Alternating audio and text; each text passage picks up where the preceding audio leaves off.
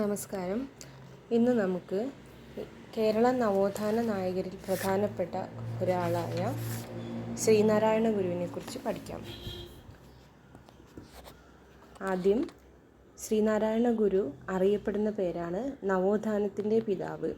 അദ്ദേഹം ജനിച്ചത് 1856 ഓഗസ്റ്റ് 20 അദ്ദേഹത്തിൻ്റെ ജന്മസ്ഥലം ചെമ്പഴന്തി, തിരുവനന്തപുരമാണ്. ജന്മഗൃഹത്തിൻ്റെ പേരാണ് വയൽവാരം വീട്. അദ്ദേഹത്തിൻ്റെ കുട്ടിക്കാലത്തെ പേരാണ് നാരായണൻ. പിതാവ് മാടനാശാൻ, മാതാവ് കുട്ടിയമ്മ, ഭാര്യ കാളിയമ്മ. അദ്ദേഹത്തിൻ്റെ ഭാര്യയുടെ പേര് കാളിയമ്മ എന്നാണ്. അദ്ദേഹം സമാധിയായ വർഷം 1928 സെപ്റ്റംബർ 20, മലയാള മാസം 1104 കന്നി 5 ഇത്രയും ഒന്നുകൂടെ പറയാം. ശ്രീനാരായണ ഗുരു കേരള നവോത്ഥാനത്തിൻ്റെ പിതാവ് എന്നറിയപ്പെടുന്നു. ജനനം 1856 ഓഗസ്റ്റ് 20 ചെമ്പഴന്തി, തിരുവനന്തപുരത്ത് സ്ഥലത്താണ്.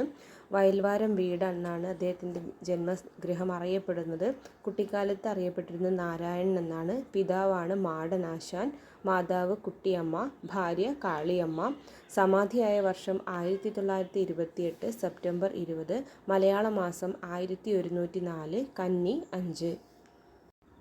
ഇനി അടുത്തതായി അദ്ദേഹത്തെക്കുറിച്ച് കൂടുതലായിട്ട് പഠിക്കാം. നാണുവാശൻ എന്നറിയപ്പെടുന്ന നവോത്ഥാന നായകനാണ് ശ്രീനാരായണ ഗുരു. കോടതികളിൽ നിന്ന് നേരിട്ട് ഹാജരാവുന്നതിൽ നിന്നും ഒഴിവാക്കപ്പെട്ടിരിക്കുന്ന നവോത്ഥാന നായകനാണ്. ഇന്ത്യൻ തപാൽ സ്റ്റാമ്പിൽ പ്രത്യക്ഷപ്പെട്ട ആദ്യ മലയാളിയാണ് ഇദ്ദേഹം. നാണയത്തിൽ പ്രത്യക്ഷപ്പെട്ട ആദ്യത്തെ മലയാളിയാണ്. ശ്രീലങ്കയുടെ തപാൽ സ്റ്റാമ്പിൽ പ്രത്യക്ഷപ്പെട്ട ആദ്യ മലയാളിയാണ്. നൂറ്റാണ്ടിൻ്റെ മലയാളിയായി മലയാള മനോരമ തിരഞ്ഞെടുത്ത വ്യക്തിയാണ് ശ്രീനാരായണ ഗുരു. കേരളത്തിൽ ഏറ്റവും കൂടുതൽ പ്രതിമകൾ സ്ഥാപിക്കപ്പെട്ടിട്ടുള്ള വ്യക്തിയാണ് ഇദ്ദേഹം. ജനനവും മരണവും അവധി ദിവസമായി പ്രഖ്യാപിച്ചിട്ടുള്ള ഏക നവോത്ഥാന നായകനാണ് ശ്രീനാരായണ ഗുരു. ജീവിച്ചിരിക്കെ പ്രതിമ സ്ഥാപിക്കപ്പെട്ട നവോത്ഥാന നായകനാണ്. അടുത്തത് കേരള നവോത്ഥാനത്തിൻ്റെ പിതാവ് എന്നറിയപ്പെടുന്നത് ശ്രീനാരായണ ഗുരുവാണ്. ശ്രീനാരായണ ഗുരുവിൻ്റെ സഹോദരിമാരാണ് കൊച്ചുദേവി, കൊച്ചുമാത എന്നിവർ. ശ്രീനാരായണ ഗുരുവിൻ്റെ വിവാഹം നടത്തുവാൻ നിശ്ചയിച്ചിരുന്ന വർഷമാണ് 1882. ശ്രീനാരായണ ഗുരുവിൻ്റെ ആദ്യ ഗുരുവാണ് കണ്ണങ്കര മൂത്തപിള്ള ആശാൻ. ഹഠയോഗ വിദ്യ ശ്രീനാരായണ ഗുരുവിന് പകർന്നു നൽകിയ വ്യക്തിയാണ് തൈക്കാട് അയ്യ. ശ്രീനാരായണ ഗുരുവിന് തൈക്കാട് അയ്യയെ പരിചയപ്പെടുത്തിക്കൊടുത്ത നവോത്ഥാന നായകനാണ് ചട്ടമ്പി സ്വാമി. ശ്രീനാരായണ ഗുരുവിൻ്റെ മറ്റു ഗുരുക്കന്മാരാണ് കുമ്മമ്പള്ളി രാമൻപിള്ള ആശാൻ, തൈക്കാട് അയ്യ, കൃഷ്ണൻ വൈദ്യർ. ആരൊക്കെയാണ്? കുമ്മമ്പള്ളി രാമൻപിള്ള ആശാൻ, തൈക്കാട് അയ്യ, കൃഷ്ണൻ വൈദ്യർ. ശ്രീനാരായണ ഗുരു അരുവിപ്പുറത്ത് ക്ഷേത്രം പണികഴിപ്പിച്ച വർഷമാണ് 1887. ശ്രീനാരായണ ഗുരു അരുവിപ്പുറം പ്രതിഷ്ഠ നടത്തിയ വർഷമാണ് 1888. അരുവിപ്പുറം പ്രതിഷ്ഠയ്ക്കുള്ള വിഗ്രഹക്കല്ല് കണ്ടെടുത്ത സ്ഥലമാണ് നെയ്യാറിലെ ശങ്കരൻകുഴി. അരുവിപ്പുറം സ്ഥിതി ചെയ്യുന്ന സ്ഥലമാണ് നെയ്യാറ്റിൻകര, തിരുവനന്തപുരം. ശ്രീനാരായണ ഗുരു ഒരു ജാതി, ഒരു മതം, ഒരു ദൈവം മനുഷ്യന് എന്ന സന്ദേശം നൽകിയത് ആലുവ അദ്വൈത ആശ്രമത്തിൽ വെച്ചാണ്. ആലുവ അദ്വൈത ആശ്രമത്തിൽ വെച്ച് 1924 ഗുരു ഒരു ജാതി, ഒരു മതം, ഒരു ദൈവം മനുഷ്യന് എന്ന സന്ദേശം നൽകിയത്. ആലുവ അദ്വൈതാശ്രമം മുന്നോട്ട് വയ്ക്കുന്ന ആപ്തവാക്യമാണ് ഓം സാഹോദര്യം സർവത്ര. ഓം സാഹോദര്യം സർവത്ര. ആലുവ അദ്വൈതാശ്രമം സ്ഥിതി ചെയ്യുന്ന നദീതീരമാണ് പെരിയാർ. സർവമത സമ്മേളനം ആലുവ അദ്വൈത ആശ്രമത്തിൽ വെച്ച് നടന്ന വർഷമാണ് 1924. ആലുവ സർവമത സമ്മേളനത്തിൻ്റെ അധ്യക്ഷനാണ് ജസ്റ്റിസ് ടി സദാശിവ അയ്യർ. അദ്ദേഹം മദ്രാസ് ഹൈക്കോടതി ചീഫ് ജസ്റ്റിസ് ആയിരുന്നു. ശ്രീനാരായണ ഗുരു നിലവിളക്ക് പ്രതിഷ്ഠ നടത്തിയ ക്ഷേത്രമാണ് വിളക്കമ്പലം, കാരമുക്ക്, തൃശ്ശൂർ. വിളക്കമ്പലം, കാരമുക്ക് തൃശ്ശൂരുമാണ് നിലവിളക്ക് പ്രതിഷ്ഠ നടത്തിയത്. ശ്രീനാരായണ ഗുരു കണ്ണാടി പ്രതിഷ്ഠ നടത്തിയ ക്ഷേത്രമാണ് കളവൻകോട് ക്ഷേത്രം. കളവൻകോട് ക്ഷേത്രത്തിലാണ് കണ്ണാടി പ്രതിഷ്ഠ നടത്തിയത്. ശ്രീനാരായണ ഗുരു കണ്ണാടി പ്രതിഷ്ഠ നടത്തിയ പ്രമുഖ സ്ഥലമാണ് ഉല്ലല, വെച്ചൂർ. പ്രമുഖമായി കണ്ണാടി പ്രതിഷ്ഠ നടത്തിയത് ഉല്ലല, വെച്ചൂർ. കണ്ണാടി പ്രതിഷ്ഠയിലൂടെ ഗുരു മുന്നോട്ട് വെച്ച തത്വമാണ് അഹം ബ്രഹ്മാസ്മി, you are your self God. അതായത് അഹം ബ്രഹ്മാസ്മി എന്നാണ് കണ്ണാടി പ്രതിഷ്ഠയിലൂടെ ഗുരു മുന്നോട്ട് വെച്ച തത്വം. മംഗലാപുരത്ത് ശ്രീനാരായണ ഗുരു സ്ഥാപിച്ച ക്ഷേത്രമാണ് തിരുപ്പതീശ്വര ക്ഷേത്രം. തിരുപ്പതീശ്വര ക്ഷേത്രം സ്ഥാപിച്ചത് എവിടെയാണ്? മംഗലാപുരത്താണ്. ഇനി ശ്രീനാരായണ ഗുരു കോഴിക്കോട് സ്ഥാപിച്ച ശ്രീകണ്ഠേശ്വര ക്ഷേത്രത്തിന് തറക്കല്ലിട്ടത് ആനി ബസന്റ് ആണ്. ആനി ബസന്റ് ആണ് ഗുരു കോഴിക്കോട് സ്ഥാപിച്ച ശ്രീകണ്ഠേശ്വര ക്ഷേത്രത്തിന് തറക്കല്ലിട്ടത്. അടുത്തത് SNDP. SNDP ശ്രീനാരായണ ധർമ്മ പരിപാലന യോഗം, അതാണ് SNDP എന്ന് ചുരുക്കപ്പേരിൽ അറിയപ്പെടുന്നത്. സ്ഥാപിതമായ വർഷം 1903 മെയ് 15 ആണ്. മലയാള വർഷം, അതായത് കൊല്ലവർഷം 1078 ഇടവം 2-നാണ്. ഇനി SNDPയുടെ ആസ്ഥാനം കൊല്ലത്താണ് സ്ഥിതി ചെയ്യുന്നത്. SNDPയുടെ ആജീവനാന്ത അധ്യക്ഷനാണ് ശ്രീനാരായണ ഗുരു. അടുത്തത് ശ്രീനാരായണ ഗുരുവിൻ്റെ പ്രതിമ ആദ്യമായി അനാച്ഛാദനം ചെയ്ത സ്ഥലമാണ് തലശ്ശേരി, 1927. ശ്രീനാരായണ ഗുരുവിൻ്റെ പ്രതിമ സ്ഥാപിക്കാൻ മുൻകൈയെടുത്ത വ്യക്തിയാണ് മൂർക്കോത്ത് കുമാരൻ. ശ്രീനാരായണ ഗുരുവിന് ജ്ഞാനോദയം ലഭിച്ച സ്ഥലമാണ് പിള്ളത്തടം ഗുഹ, മരുത്വാമല. മരുത്വാമല സ്ഥിതി ചെയ്യുന്ന സ്ഥലമാണ് കന്യാകുമാരി. ശ്രീനാരായണ ഗുരു ആദ്യമായി ശ്രീലങ്ക സന്ദർശിച്ചത് 1918-ലാണ്. ശ്രീലങ്കയിൽ സിലോൺ, അല്ലെങ്കിൽ ശ്രീലങ്ക അന്നറിയപ്പെടുന്ന സിലോൺ നടന്ന സ്വീകരണ യോഗത്തിൽ ക്രമീകരണങ്ങൾ ചെയ്തത് ബോധാനന്ദ സ്വാമികളാണ്. ശ്രീനാരായണ ഗുരു രണ്ടാമതായി ശ്രീലങ്ക സന്ദർശിച്ച വർഷമാണ് 1926. അപ്പോൾ ആദ്യമായി സന്ദർശിച്ചത് 1918, രണ്ടാമതായി സന്ദർശിച്ചത് 1926-ലാണ്. വൈക്കം സത്യാഗ്രഹത്തിൽ പങ്കെടുത്ത സത്യാഗ്രഹികൾക്കായി വെല്ലൂർ മഠത്തിൽ താമസ സൗകര്യം ഒരുക്കുകയും സത്യാഗ്രഹത്തിൻ്റെ ആവശ്യത്തിനായി ഫണ്ട് സ്വരൂപിക്കുകയും ചെയ്ത നവോത്ഥാന നായകനാണ് ശ്രീനാരായണ ഗുരു. അപ്പോൾ എന്താണ്? വൈക്കം സത്യാഗ്രഹത്തിൽ പങ്കെടുത്ത സത്യാഗ്രഹികൾക്കായി വെല്ലൂർ മഠത്തിൽ താമസ സൗകര്യം ഒരുക്കുകയും സത്യാഗ്രഹത്തിൻ്റെ ആവശ്യത്തിനായി ഫണ്ട് സ്വരൂപിക്കുകയും ചെയ്ത നവോത്ഥാന നായകനാണ് ആര്? ശ്രീനാരായണ ഗുരു. ഇനി ശ്രീനാരായണ ഗുരുവിൻ്റെ 150ാമത് ജന്മവാർഷികം പ്രമാണിച്ച് റിസർവ് ബാങ്ക് 5 രൂപ നാണയം പുറത്തിറക്കിയ വർഷമാണ് 2006. 150ാം വാർഷികം പ്രമാണിച്ച് റിസർവ് ബാങ്ക് എന്ത് ചെയ്തു? 5 രൂപ നാണയം പുറത്തിറക്കിയത് 2006-ലാണ്.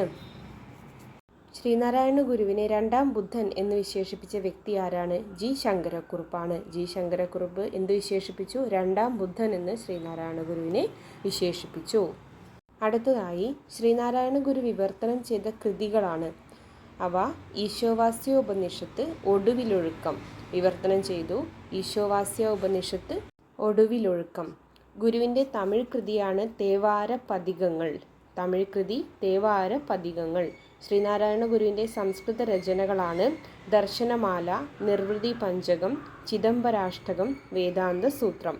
അദ്ദേഹത്തിൻ്റെ സംസ്കൃത രചനകൾ ഒന്നുകൂടെ പറയാം: ദർശനമാല, നിർവൃതി പഞ്ചകം, ചിദംബരാഷ്ടകം, വേദാന്ത സൂത്രം എന്നിവയാണ്. ടാഗോർ ശ്രീനാരായണ ഗുരുവിനെ സന്ദർശിച്ച വർഷമാണ് 1922 നവംബർ 22 ശിവഗിരി എന്ന സ്ഥലത്ത് വെച്ചാണ്. ടാഗോറിൻ്റെ സന്ദർശനത്തിൽ കൂടെയുണ്ടായിരുന്ന വ്യക്തിയാണ് CF ആൻഡ്രൂസ്. അദ്ദേഹം അറിയപ്പെട്ടിരുന്നത് ദീനബന്ധു എന്നാണ്. ടാഗോറും ശ്രീനാരായണ ഗുരുവും തമ്മിലുള്ള സംഭാഷണം തർജ്ജമ ചെയ്ത വ്യക്തിയാണ് കുമാരനാശാൻ. ഗാന്ധിജി ശ്രീനാരായണ ഗുരുവിനെ സന്ദർശിച്ച വർഷം 1925 മാർച്ച് 12 ശിവഗിരിയിൽ വെച്ചാണ്. 1925 മാർച്ച് 12 ശിവഗിരിയിൽ വെച്ച് ശ്രീനാരായണ ഗുരുവിനെ സന്ദർശിച്ചപ്പോൾ ഗാന്ധിജിയോടൊപ്പം ഉണ്ടായിരുന്ന പ്രമുഖ ദേശീയ നേതാവാണ് C രാജഗോപാലാചാരി. ആരാണ്? ശ്രീ രാജഗോപാലാചാരിയാണ് പ്രമുഖമായ ദേശീയ നേതാവ്. ഗാന്ധിജിയും ശ്രീനാരായണ ഗുരുവും തമ്മിലുള്ള സംഭാഷണം തർജ്ജമ ചെയ്ത വ്യക്തിയാണ് N കുമാരൻ.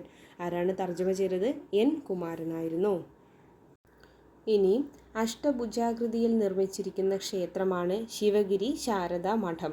ശ്രീനാരായണ ഗുരു സമാധിയായ സ്ഥലമാണ് ശിവഗിരിയിൽ. സമാധി സമയത്ത് ശ്രീനാരായണ ഗുരു ധരിച്ചിരുന്ന വസ്ത്രത്തിൻ്റെ നിറമാണ് ശ്വേതവർണം അല്ലെങ്കിൽ വെള്ള. ശിവഗിരി തീർത്ഥാടകർക്ക് ഗുരു നിർദ്ദേശിച്ച വസ്ത്രത്തിൻ്റെ നിറമായിരുന്നു മഞ്ഞ. അപ്പോൾ സമാധി സമയത്ത് അദ്ദേഹം വെള്ളവസ്ത്രം അല്ലെങ്കിൽ ശ്വേതവർണ്ണമായിരുന്നു ധരിച്ചിരുന്നത്. എന്നാൽ ശിവഗിരി തീർത്ഥാടകർക്ക് ഗുരു നിർദ്ദേശിച്ച വസ്ത്രത്തിൻ്റെ നിറം മഞ്ഞ. ശിവഗിരി തീർത്ഥാടനം ആരംഭിച്ചവർ വടവശ്ശേരി ഗോവിന്ദൻ വൈദ്യർ, TK കിട്ടൻ എന്നിവരാണ്. വടവശ്ശേരി ഗോവിന്ദൻ വൈദ്യർ, TK കിട്ടൻ എന്നിവരാണ്. ശിവഗിരി തീർത്ഥാടനം ആരംഭിക്കുന്ന സ്ഥലമാണ് ഇലവുംതിട്ട, പത്തനംതിട്ട.